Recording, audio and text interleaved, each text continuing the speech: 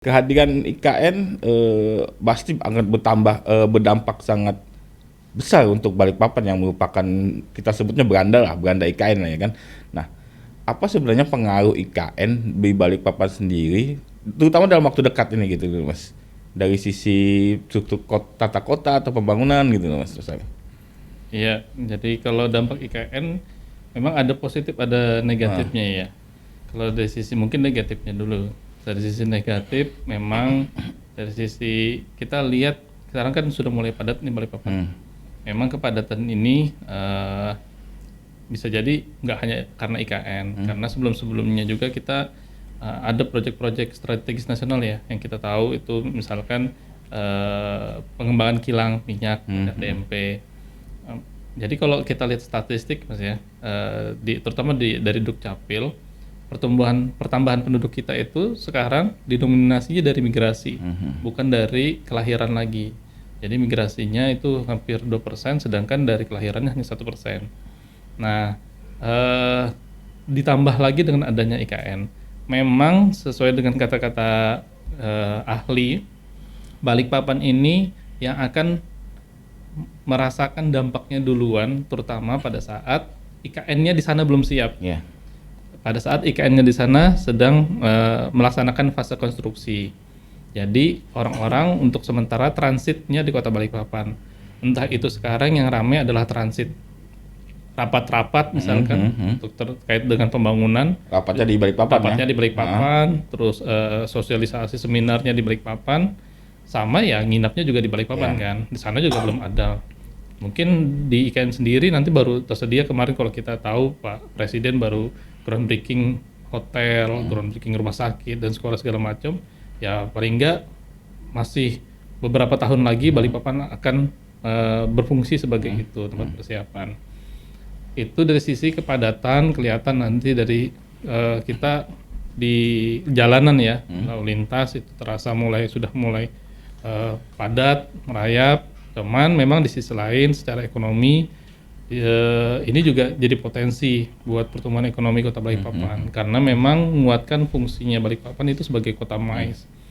Balikpapan memang punya visi Mas, kita ingin bergerak ke kota mais karena sementara kan dari sisi regional mungkin kita banyak ditopang oleh industri-industri yang basisnya migas, basisnya dari pertambangan batu bara. Tapi ketika adanya IKN ini sebenarnya mendukung juga nanti ke proses transisi perekonomian Kota Balikpapan. Kan kita nggak tahu misalkan kilang, berapa tahun lagi sih potensi kilang, berapa tahun lagi sih yang bisa diolah oleh kilang nanti di Balikpapan. Nah ini perannya IKN ini juga selain mendukung transformasi yang di Balikpapan secara regional, secara Kaltim juga punya ya penguatan sendiri nanti buat ekonominya Balikpapan dan Kaltim sendiri. Tapi dalam RPJMD Balikpapan itu apa termaktub IKN gitu apa? Kalau untuk RPJMD memang waktu kita nyusun kan sekarang RPJMD itu mengikuti periodenya wali kota ya nyusunnya. RPJMD kita 2021-2026. Memang waktu 2021 kita susun itu sudah ada isu IKN, cuman belum jadi undang-undangnya. Itu sudah jadi bahan pertimbangan kita, makanya ketika tahun 2022 kita sudah mulai di tahun awal RPJMD kita sudah bikin kajian terkait dengan kesiapan Kota Balikpapan untuk menjadi beranda IKN. Dulu namanya beranda, tapi kalau di undang-undang istilahnya namanya mitra ya. Mitra IKN. Prinsipnya adalah kolaborasi ya. Kalau mitra itu, kalau beranda seolah-olah ada yang di depan, ada yang di belakang. Kalau pintu gerbang seolah-olah ada yang di depan juga ada yang di belakang ya. Gitu. Makanya konsepnya adalah mitra. Nah, di RPJMD sebenarnya sudah ada kebutuhan dasar juga sudah kita bunyikan di dalam RPJMD. Dimasukkan dalam RPJMD kita. Jadi konsepnya sebenarnya Mas bukan tidak ada. Pak Wali juga sering menyampaikan bahwa tidak ada IKN kita harus tetap siap. Tapi dari sisi kita, dari sisi perencanaan adalah melakukan percepatan pembangunannya. Contoh misalkan ketika kita butuh penyediaan air minum tahun 2025, yang nggak bisa lagi kita nunggu tahun 2025. Mau nggak mau kita percepat proses percepatannya, proses penyiapannya. Gitu.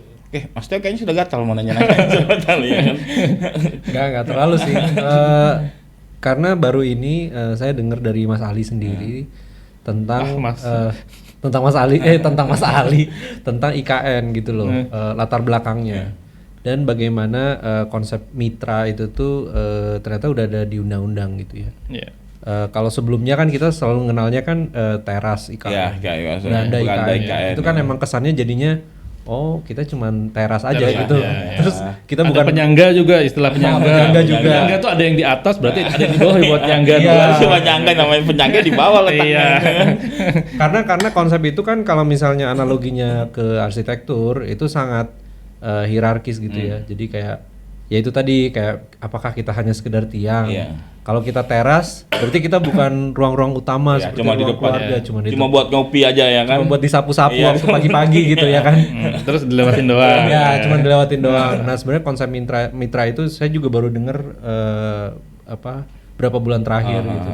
Dan menurut saya sih lebih baik gitu ya ketimbang konsep yang awal ya penyangga segala macam itu. Kita mau langsung detail ke ini ya. Kalau konsep mitra juga, Mas, sebenarnya ada sedikit berubah juga definisinya. Kemarin saya juga baru tahu waktu ikut acaranya sama Kemendagri. Jadi kan IKN ini undang-undangnya ada revisi ya kemarin ya. Kalau di konsep mitra, di revisinya adalah kalau dulu dibilang mitra itu adalah daerah yang berada di Pulau Kalimantan saja. Tapi sekarang konsep mitra ini adalah daerah-daerah sekitar termasuk tidak dibatasi oleh Pulau Kalimantan saja.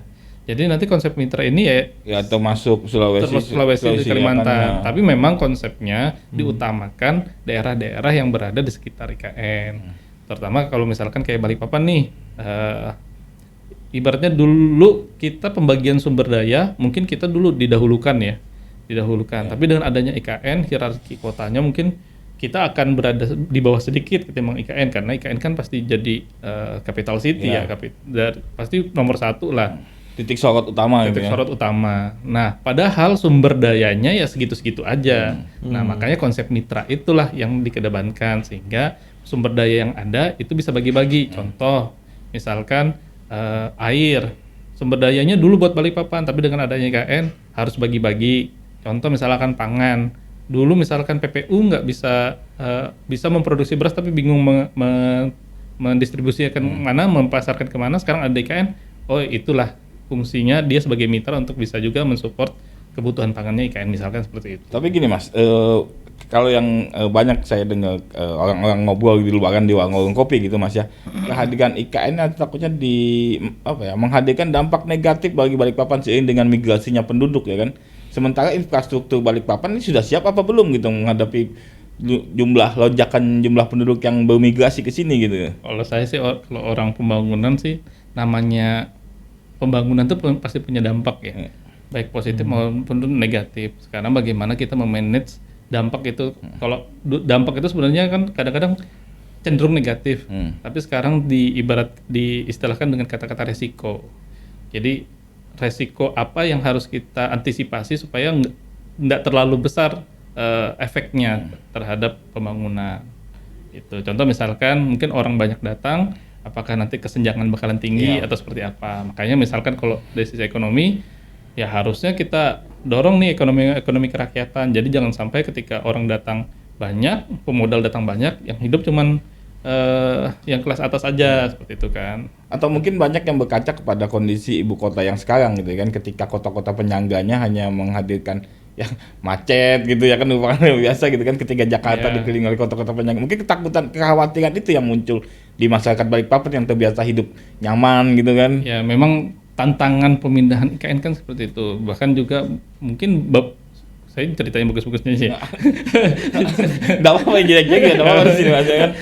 Kalau yang bagus-bagusnya kan mungkin misalkan Bappenas itu berupaya sebisa mungkin Bappenas juga mengkaji contoh-contoh pemindahan ibu kota ya di negara-negara lain kan memang punya dampak buat daerah-daerah sekitarnya. Makanya sebenarnya kembali lagi konsep mitra itu yang didorong oleh Bappenas supaya jangan sampai memang kayak misalkan yang saya pernah lihat di gambar itu di Brasil kalau nggak salah ya. Brasilia ya begitu tertata, tapi tetap ada daerah-daerah pinggirnya tuh yang kumuh. Nah itu yang sebenarnya nggak, dari sisi Bappenas juga mengangkat konsep mitra ini. Jadi bagaimana antara IKN sama daerah sekitarnya tumbuh bersama.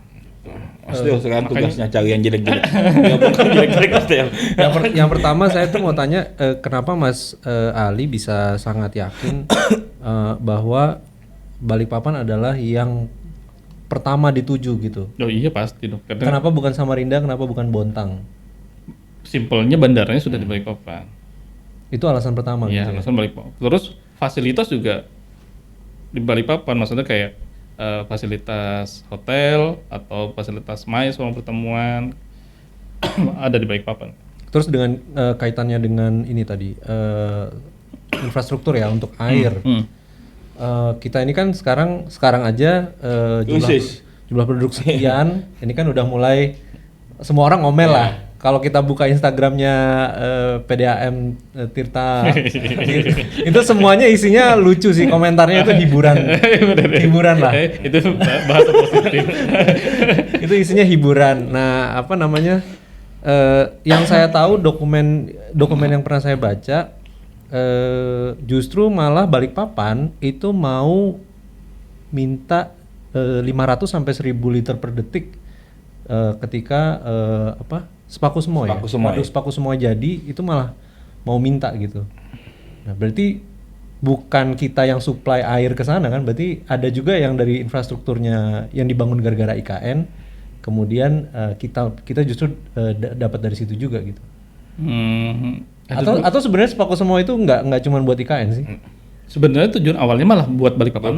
Karena yang saya tahu rencana pembangunan waduk itu sebelum ada IKN. Sebelum ada IKN sudah ada. Oke.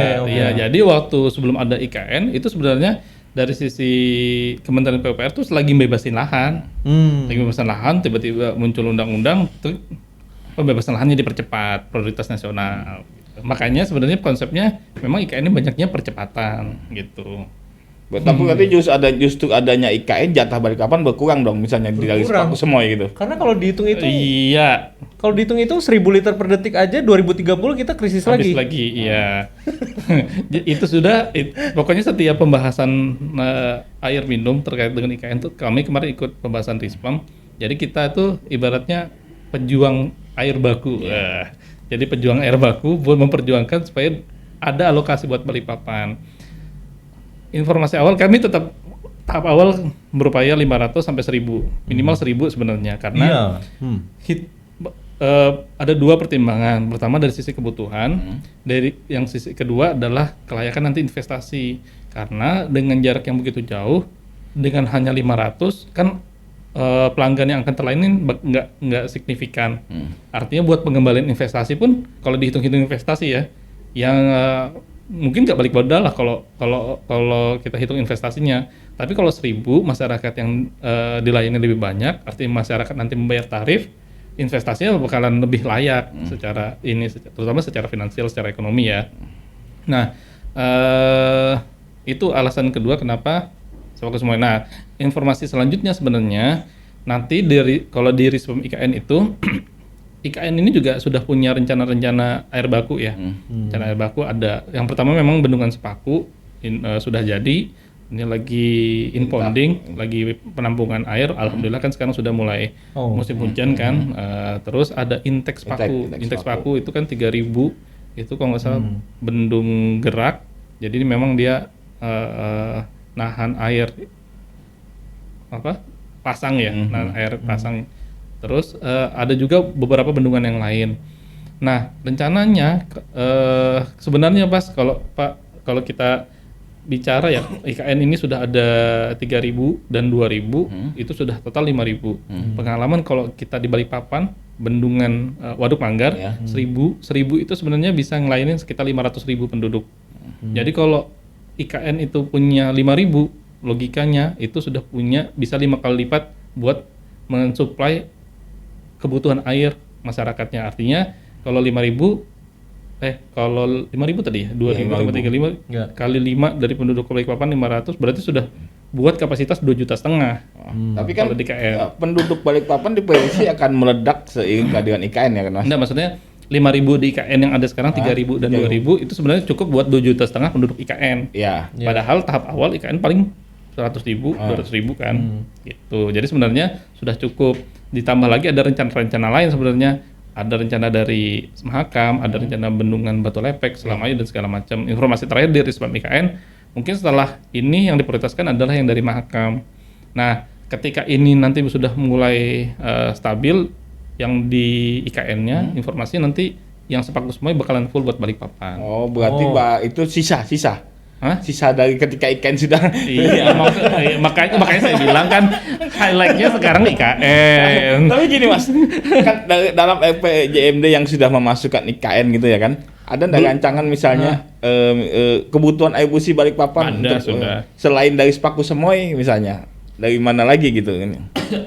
Sebenarnya ada rencana Embung Aji Raden, dan juga sebenarnya ada juga kita mau uji coba buat yang desalinasi ya, Penyulingan air laut ya. penyulingan air laut. Desalinasi masuk ya Mas? Maksudnya kan Masuk selama dalam ini rencana. selama ini kan ngomongnya akan terlalu mahal untuk dijual gitu. Kalau enggak itu yang dijual buat Sebenarnya- IKN aja.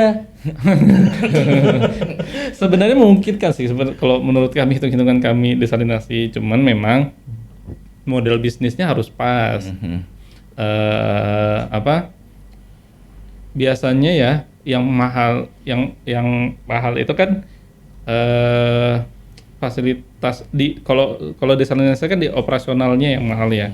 Katanya pembangunannya nggak terlalu mahal. Nah, makanya segmentasi buat layanannya juga harus jangan ke masyarakat umum biasa, tapi berarti ke kawasan bisnis swasta, ya. atau Iya, malah bener. malah kalau bayangan saya ke kawasan industri gitu Ke kan. IKN sih, bener. Jadi sepaku semua kita nggak diganggu dari awal.